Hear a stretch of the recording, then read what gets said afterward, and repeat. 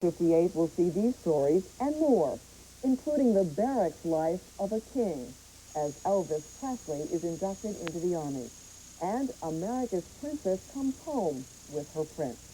Now, year by year, looks at 1958.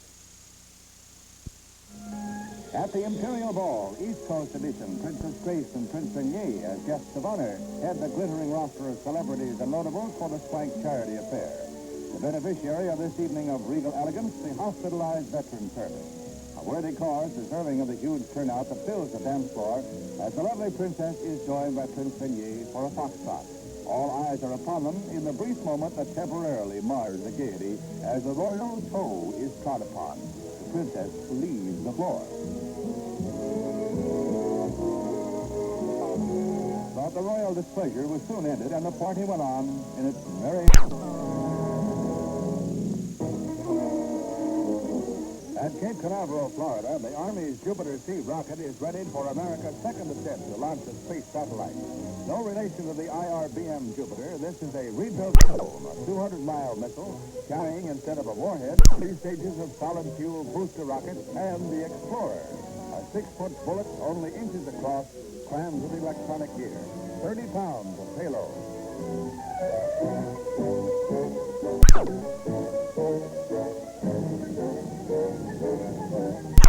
This close-up of the United States edition of Sputnik made at a press conference of the scientific team. Dr. Werner von Braun, Dr. James Van Allen, and Dr. William Pickering. A three-way between private industry, academic science, and the military. It stands poised on its launching pad. The hour countdown approaches 0. A moment of attention, for every missile launching is still an experiment. Thousands of things can go wrong with catastrophic results. But all that can be done to assure perfection has been done. The moment is at hand. The countdown reaches 0.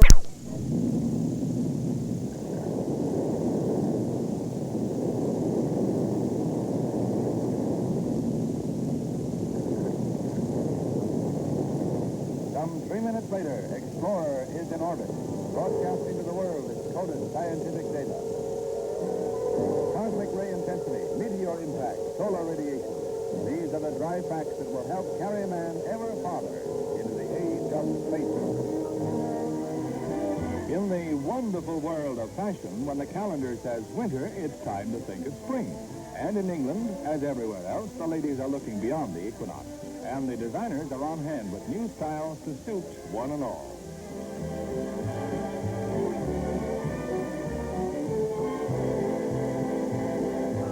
Getting down to fundamentals, these nylon petty briefs are being introduced to England, a trim foundation for any spring wardrobe. Now for the most important part of any spring ensemble, the bonnet, the topper, the hat, and the giddier, the gayer, the frothier, the better. The wind sock in pale pink straw, a zippy new version of an old Dutch style. Pink champagne is the title given this collection. They're intoxicating, they go to your head, and they go on the luxury side of the budget. But what does money matter when milady flipped her lid? Elections, Russian style, for the Soviet Parliament. All candidates are nominated by the Communist Party, and majorities of 99% plus are tallied for leaders, such as Anastas Mikoyan, deputy premier, and party boss Khrushchev. Even Khrushchev failed to get 100% support. One reason, some courageous souls cast blank ballots. Yet not permitted. But Khrushchev had good reason to smile. With or without elections, he was more firmly than ever in the driver's seat. Supreme ruler of all the USSR, as shown by the resignation of Premier Bulganin in Khrushchev's favor. First man since Stalin to become both premier and party boss. Elvis Presley no longer has that rock and roll beat. The tempo is 1, 2, 3, 4 for Private Presley. He's at Camp Chaffee, Arkansas, beginning his 2-year Army hitch courtesy of the Memphis Draft Board. Like any ex-civilian raw recruit, the king of rock and roll will be keeping time to non-hip bugle calls. Involuntarily retired, the gyrating guitarist's departure from the public eye left his blue jean fans all shook up, so we hear. But Elvis doesn't seem to mind at all.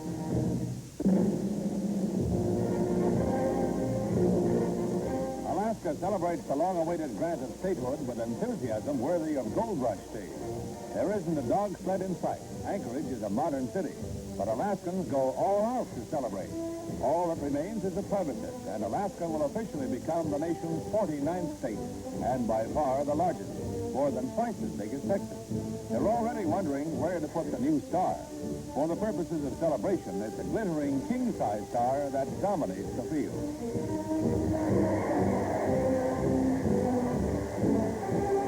The celebration lasted through the night, where they dyed the Chino River gold at Fairbanks, the old placer mining center. In Anchorage, a 50-ton bonfire blazed till the early morning hours. Once Russian America, then Stewart's Folly, now becoming the state of the Union, Alaska stands on the front of a dynamic new era. In the wake of the stunning Iraqi revolt, America intervenes in the explosive Mideast crisis. The United States Marines pour ashore in Lebanon. Their mission to protect American lives and property and to bolster the rebel-threatened Beirut regime. Curious and sometimes cheering crowds gather in welcome, making this one of the strangest operations of its kind in the history of the Corps. Overhead, fighter bombers of the 6th Fleet provide combat-ready sky cover for the Leathernecks. The temperature is in the 90s, tough going for troops in full combat packs, and enterprising ice cream vendors seize a grand opportunity. But despite its strange aspect, this operation is a gamble for high stakes, and the initial 1,800-man force moves swiftly to secure the Beirut airport, its initial goal. Later, their number almost doubled by a second wave. The Marines moved into Lebanon's capital city, carefully avoiding conflict and clashes with rebel groups. By a dramatic show of strength, the United States took a major step to restore stability in strife-torn Lebanon, drawing a clear line to bar further aggression in the ominously smoldering Middle East. Year by Year will continue in a moment, here on the History Channel.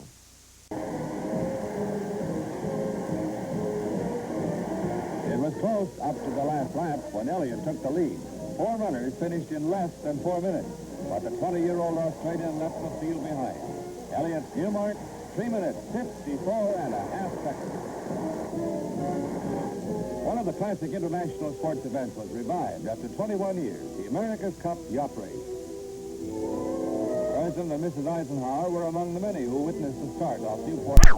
Columbia, representing the United States, led the British challenger Scepter by remarkable margins in 4 races. The Cup, symbolic of Anglo-American rivalry, remained in the United States' possession as it has without interruption since 1851. Thanks to Columbia, America's gem of the ocean. As the baseball season opened, Ebbets Field was desolate. Across the river, the Polo Grounds, equally barren. But the gloom of New York National League fans was matched by jubilation out west. San Francisco hailed the Giants. Los Angeles turned out to greet the Dodgers. But at season's end, the World Series saw Milwaukee pitted against the Yankees, same as last year, in a diamond spectacular. Bill Skowron's final game homer clinched a 6-2 victory in the 7th game for the Yankees.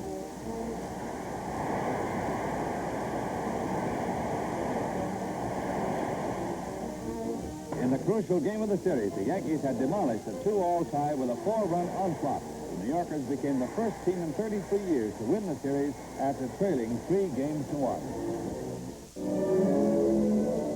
The conclave of cardinals has reached an agreement. The ancient signal to the world comes from the Sistine Chapel. Habemus Papam. We have a pope, in the traditional phrase of centuries. The throngs who have waited in the square of St. Peter's rejoice with 500 million Catholics around the world.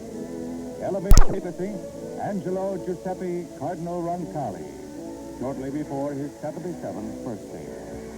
Chosen after one of the shortest electoral conclaves in 600 years, he will reign as Pope John the 23rd, the first pontiff to assume the name John since the 14th century. By the time the new head of the church appeared on the balcony of St. Peter's, one of the greatest crowds in Vatican history, over 400,000, jammed the square, with traffic snarled for miles around by those hurrying to be present.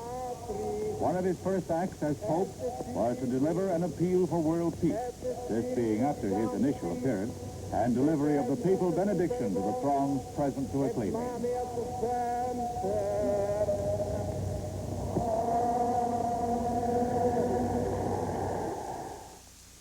Still to come on Year by Year, what was new in 1958?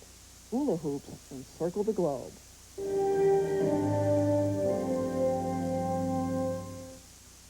In 1958, Americans were first introduced to Pizza Hut, color videotape, and Sweet and Low.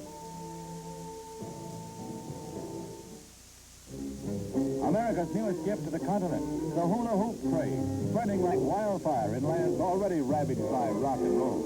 This West German film documents the impact of the hoop, the hottest thing since the St. Vitus dance in the Middle Ages, and with much the same symptoms. From the bourgeois businessman to the bohemian ballerina, the craze shifts regardless of class or social status.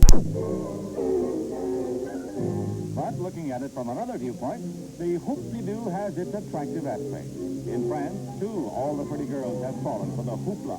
The swaying rhythmic motion is not only good exercise, it's relaxing, so you tend to stay with it. Relaxing is downright hypnotic. Among the most massive launching pads at Cockerell are those of the Atlas missile. Enormous looming structures over 150 feet high. Their concrete pedestals stand a good 2 stories. From one of these pads 18 months ago, the first Atlas blasted off to explode into fragments. Last week, another soared over its full intercontinental range. Now, the most far-reaching feat of all is in the offing. Fueling has gone without a hitch. Every component checks out flawlessly, and the 10-hour countdown goes into its crucial function without any substantial delay. The launching area is cleared. The periscope of the control center blockhouse is unsheathed, and in the massive concrete safety corps of technicians is a muted beehive as the seconds tick. Of these men, only a handful will course plotted for the Atlas. It's a secret held by 35 men in the entire country. Even the test conductor who actually pushes the firing button knows only that the missile will go at full range.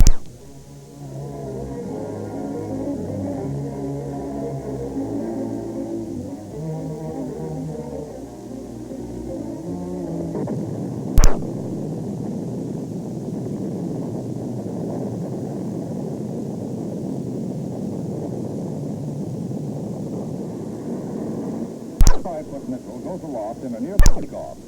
Fully loaded, 122 tons, it hurtles upwards before the enormous thrust of 2 rocket boosters and the main sustainer engine.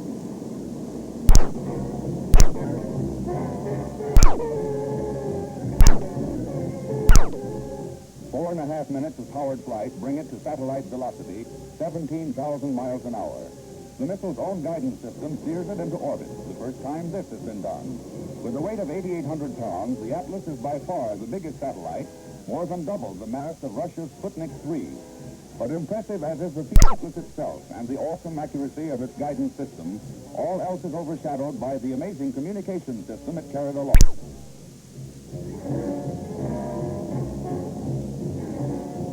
The Atlas can receive messages from Earth, record them, and rebroadcast them on a command signal from the ground.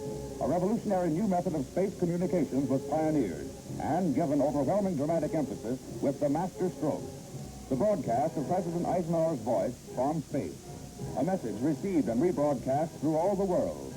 Said the President, through the marvels of scientific advance, my voice is coming to you from a satellite circling in outer space. Through this unique means, I convey to you and to all mankind America's wish for peace on Earth and goodwill toward men everywhere. Here is how the President sounded in his broadcast on the Atlas. This is the President of the United States speaking. Through the marvels of scientific advance, my voice is coming to you from a satellite circling in outer space. Through this unique means, I convey to you and to all mankind America's wish for peace on Earth and goodwill toward men everywhere. Cheerful images of hula hoopers and Elvis in basic training dominate the newsreels of 1958, but life in the United States wasn't necessarily all that rosy. A serious recession affected the country. 8% of the workforce was unemployed, and the desegregation of public schools was still a major unresolved issue. New York City lost two beloved sports teams when the Dodgers and the Giants headed for the sunnier fields of California. This race didn't get off to a particularly good start. One American rocket after another failed to get off the ground. But things finally started looking up at the end of the year, when a Pioneer rocket traveled 30 times higher than any previous man-made object. Finally, putting a man on the moon seemed within our power. This has been Year by Year. I'm Karen Stone for the History Channel. Thanks for watching. This is a History Channel news fact. Timeline 1555. Does he see the future? Francis Michael Nostradamus publishes a controversial